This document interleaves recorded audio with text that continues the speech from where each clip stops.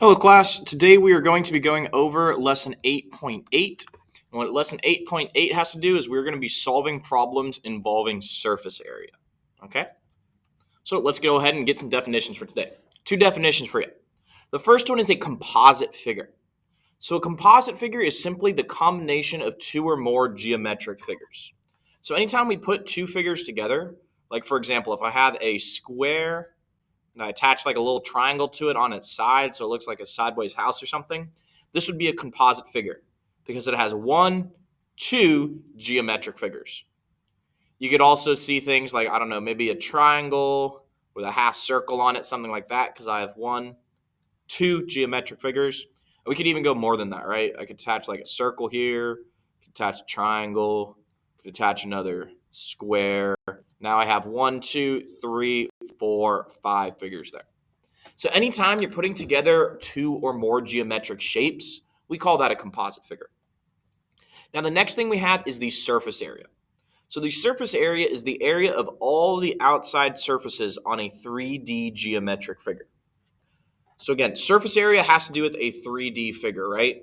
So if I have like, let's say a rectangular prism, let me just draw that real quick.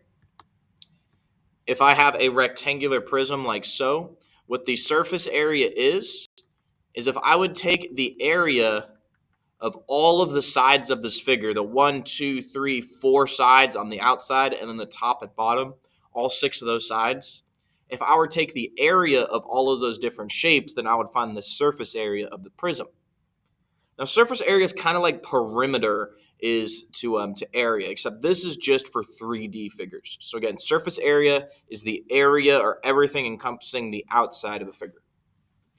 All right, so let's talk a little bit about how we are going to find surface area. So to find surface area, we need to find the area of all the outside shapes and add those numbers together. So what do I mean by that? Well, basically what we have to do is we have to kind of unravel a figure, right? Because everything's in 3D here. We'd rather make it 2D because it's easier to work with. So once we unravel it, we take the area of all of those figures, and then we'll be able to find the surface area of the whole shape. So now, since we're going to be using area here, it's important that we get down our area formulas as well. So I'd like you guys to take a second here and write down the ones here that you do not remember. Some of the important ones here is like triangle, right? The area for triangle is 1/2 base times height. Hopefully we all remember our circle area formula because we were just doing that last week. The area of a circle is found by doing pi r squared. Now a rectangle is found by doing base times height. Base times height. You just multiply your two side lengths together. Now, we're not really going to be doing ellipses, so you can ignore that one, but we are going to sometimes encounter some trapezoids, okay? So the way you find your trapezoid is you add up the A plus B, the top and bottom base, you add those up and divide by 2, and then you multiply by the height. So you add up your top and bottom base, divide that by 2, and multiply by the height. Alrighty, so let's do a quick example here. Find the surface area of the object. Okay, so here we have a rectangular prism, right? Now remember what I said earlier. Our goal is going to kind of to unravel this figure, so that way we could see it in a two-dimensional shape. So I have this rectangular prism, right? Let's think here. How many of these rectangle sides facing me right here do we have? I think we have the one facing us, we have the left and right, and then we have the back, right? So there's 4 rectangles right here. So we're going to want to go ahead and draw out all 4 of those rectangles. What I'm going to do is I'm going to draw one big rectangle, and I'm going to break it up into 4 different rectangles. They're not going to all be exact, but humor me here. We're going to do the best we can. All right, so now I have 4 rectangles here. And let's think, is that all I have on this figure? Well, no, right? We have the 4 sides, but I also have the top and bottom. So we're going to want to include those as well. I have a top rectangle, and I have a bottom rectangle. Doesn't really matter where you add on those 2 rectangles, but just know that we need to incorporate all of the sides of our figure. Okay, so now let's double check here. I have the 1, 2, 3, 4 sides, right? 1, 2, 3, 4, and then I have the top and the bottom. Top and bottom. So I have all of the different sides of my figure. All right, now let's go in and start filling in my lengths on these, okay? So notice my bottom shape has a length of 9 and a width of 3. A length of 9 and a width of 3. So on both of my bottoms here, I'm going to want to have a length of 9 and a width of 3. All right, now for two of my rectangles here, I have a length of 9 and a height of 14, okay? A width, or however you want to say it, a width of 9 and a length of 14. So that's only two of them, right? Not all of them. Not all of these rectangles have width 9.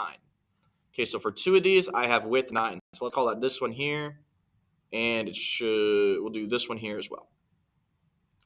All right, now all of my rectangles have height 14, okay? All of these four right here have the same height. They're all going up 14. So all of these, I can get a 14 on. I'm just going to write it one extra time so I can keep track of it there. All of those have 14. Now my other two rectangles that do not have a width yet, we're going to give those width 3, because if I look over here, I see the width of this shape right here is 3. Okay, so that would be this one right here, and I believe this one right here. All right, now let's go ahead and start finding our area here. So the way I'm going to do is I'm just going to find the area of all of these boxes, all these rectangles. I'm going to write it in the rectangle itself, and then we're going to add them up later. Okay, so since all of these are rectangles, it's not too hard here. To find the area of this one right here, I need to do 3 times 14, length times width. 3 times 14 is equal to 42. Now notice this one over here has the same dimensions, right? It's also 3 and 14, so this one's also going to have dimensions, or area, 42. For this rectangle right here, I need my length 14 and my width 9. So we're going to do 9 times 14, which is equal to 126. Notice this rectangle over here also has the same measurements, right? So I'm also going to give that area 126. Last but not least, we have these two rectangles up here. I have a width of 9 and a length of 3. 9 times 3 is 27. And that will be the same as down here. All right, so now I have the area of all of these different figures, right? So I want to combine them all together to find the surface area of the 3D figure. So to do that, I simply need to do 27 plus 27 plus 42 plus 42 plus 126 plus 126. All right, so let's do that here.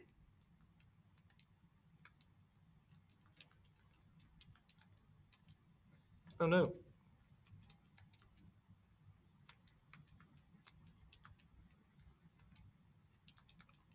Oh, my gosh. 256 plus. There we go, 394. Sorry that took me so long. I was having trouble with the calculator. 394, and since this is surface area, it's going to be inches squared. So 394 inches squared. All right, so that was the first figure we did there. One thing I do want to mention to you guys is notice when we broke this one figure up into all of these different smaller figures. Since this is 1, 2, 3, 4, 5, 6 different geometric figures put together, we would call this right here a composite figure. This is a composite figure because it's put together by a bunch of different other pieces. All right, we have one more example for us here, so let's get on to that. We want to find the surface area of the object. So again, we want to unravel this surface, or this 3D figure, to be a bunch of smaller 2D figures. We're going to make a composite figure out of it. Okay, so let's look what we got here. Let's first notice all of our sides. How many of these rectangular sides do I have on this triangle? Well, I have this one right here. I have the one on the back. And then I have the one on the bottom, right? So 3 different rectangles. So let's make ourselves 3 different rectangles.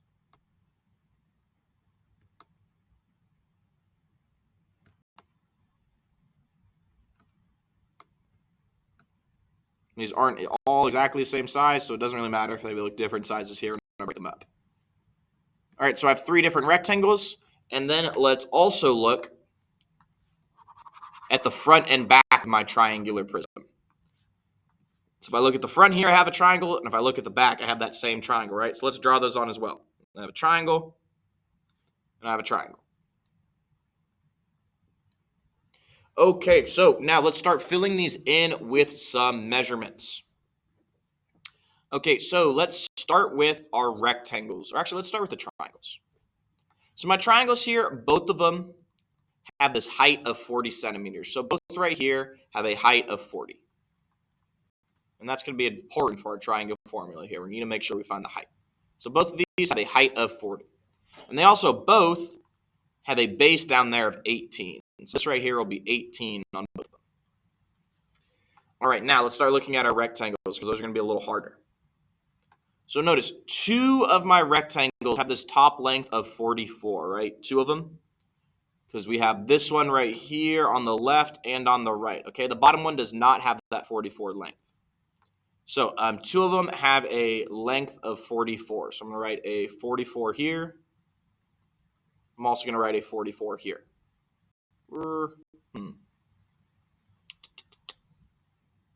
Sure, why not? Okay, we'll write a 44 there and a 44 there. All right, those other 2 lengths that also have a 44 on top, they also have a 41. I believe that's 41. I think that's 41's pointing right here. They have a 41 down on the bottom, okay? So if it has length 44 up top, it's also going to have a length 41 down the bottom. All right, so a 41 here and a 41 here. All right, now for my last triangle has width 18 and length, again, 41. 18 and 41. So I'm going to do that over here, 18 and 41. And I'm now realizing that this triangle isn't, or this composite figure isn't exact here. I should have probably drawn the triangle over here, but that's okay. We'll make it work. All right, so now we have the dimensions of all of our figures here. So now we just simply need to multiply them together. All right, so we have 1, 2, 3, 4, 5 shapes. Just like on my triangle over here, I had 1, 2, 3, 4, 5 different ones there, okay? All right, so let's multiply them together. To find the area of this rectangle, I need to do length times width, or 41 times 44, which is equal to 1804. This one will also be 1804 because it has the same measurements. This one over here I can find by doing 18 times 41. 18 times 41, which will give me 738. Last but not least, I have these 2 triangles right here that I can find by doing 1/2 base times height. So 1/2 base times height would give me 360. So both of these triangles will have area 360.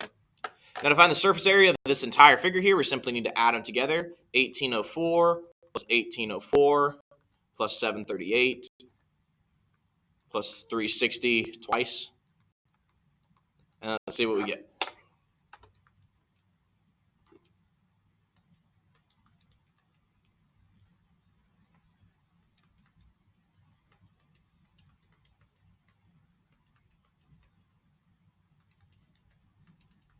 All right, we add them all together and we get 5,066 centimeters squared. 5,066 centimeters squared. And that represents the surface area of that entire composite figure. Alrighty, everybody, that's it for us on the video today. So make sure you guys are writing down your 2 complete sentence conclusion for this. If you guys have any questions, I could take them in class tomorrow. Have a great rest of your day, everybody. Peace out.